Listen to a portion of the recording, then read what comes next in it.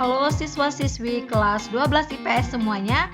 Bertemu lagi di pembelajaran sosiologi di semester 2. Minggu ini kita masuk pada pertemuan minggu pertama. Kita akan melanjutkan pelajaran kita dari bab 4, yaitu kearifan lokal dan pemberdayaan komunitas. Silakan persiapkan buku textbook dan buku catatan kalian ya. Perhatikan gambar yang ada di video berikut. Gambar tersebut menunjukkan sebuah kelompok atau komunitas pencinta sepeda. Nah, kita bisa menemukan contoh komunitas-komunitas lain yang ada di masyarakat. Lalu, apakah yang dimaksud dengan komunitas?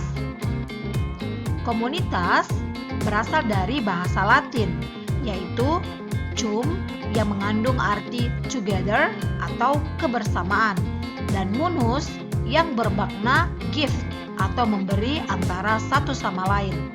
Komunitas adalah sekelompok orang yang saling berbagi dan mendukung antar satu sama lain. Menurut Crow Allan, mengemukakan bahwa komunitas dapat terbagi menjadi 3 komponen. Yang pertama berdasarkan lokasi dan tempat. Komunitas dibentuk karena orang-orangnya berdekatan secara geografis dan saling mengenal satu sama lain. Yang kedua berdasarkan minat. Sekelompok orang yang mendirikan suatu komunitas karena mempunyai ketertarikan dan minat yang sama. Yang ketiga berdasarkan komuni. Komuni berarti ide atau pemahaman. Bentuk dan karakteristik komunitas. Yang pertama, besar atau kecil. Komunitas bisa saja anggotanya banyak atau bisa disebut besar atau mempunyai anggota yang kecil atau sedikit. Terpusat atau tersebar. Maksudnya, sebagian besar suatu komunitas berasal dari kelompok orang yang bekerja di tempat yang sama atau di tempat yang tersebar di tempat lain. Karakteristik berikutnya yaitu internal dan eksternal. Sebuah komunitas dapat bertahan sepenuhnya dalam unit bisnis atau bekerja sama dengan organisasi yang berbeda. Berikutnya yaitu homogen atau heterogen. Komunitas bisa saja berasal dari latar belakang yang sama atau homogen, atau berasal dari latar belakang yang sama sekali berbeda.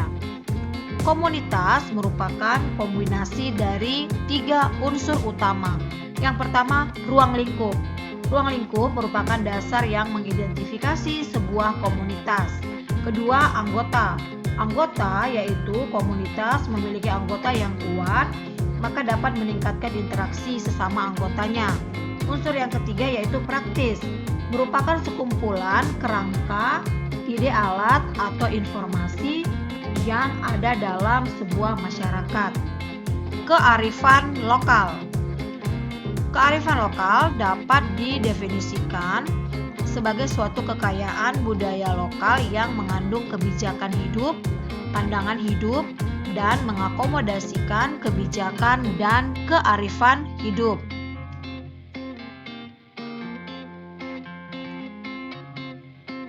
Kearifan lokal sebagai identitas dan ideologi bangsa. Menurut Bonnie Hergens, bahwa arus modernisasi dan liberalisasi tidak semestinya meniadakan kearifan lokal dalam suatu bangsa. Selanjutnya, kalian bisa baca buku textbook sekalian halaman 143 sampai 146. Berikutnya, kearifan lokal antara pusaka dan senjata. Kearifan lokal adalah warisan masa lalu yang berasal dari leluhur, yang tidak hanya terdapat dalam sastra tradisional. Selanjutnya, kalian bisa baca buku teks sosiologi kalian halaman 146 sampai 148. Pemberdayaan masyarakat.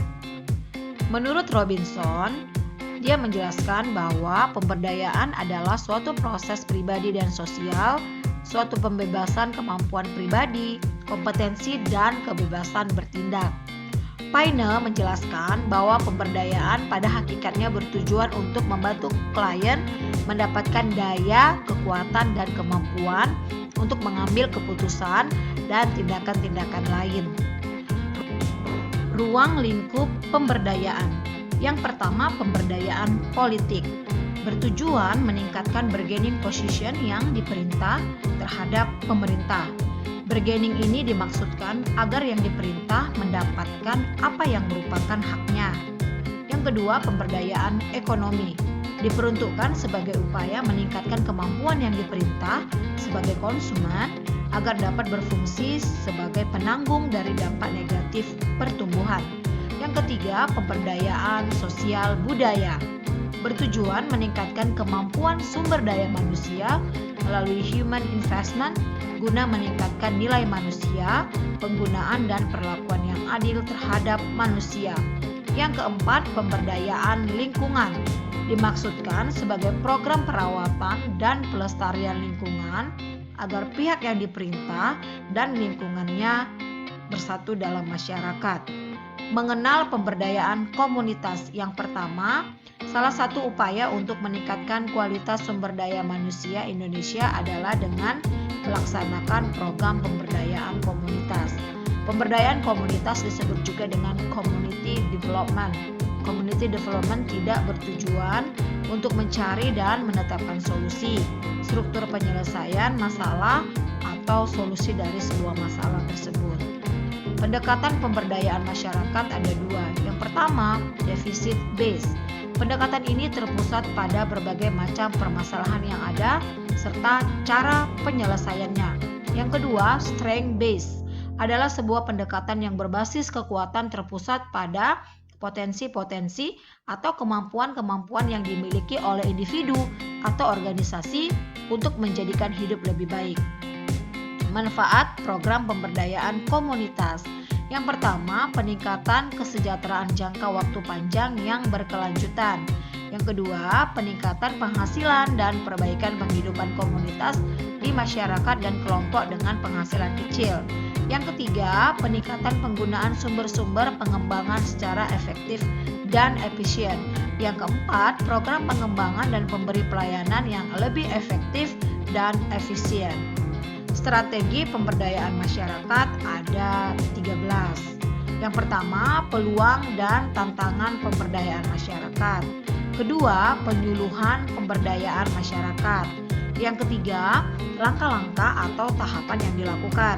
Yang keempat, kajian secara partisipatif.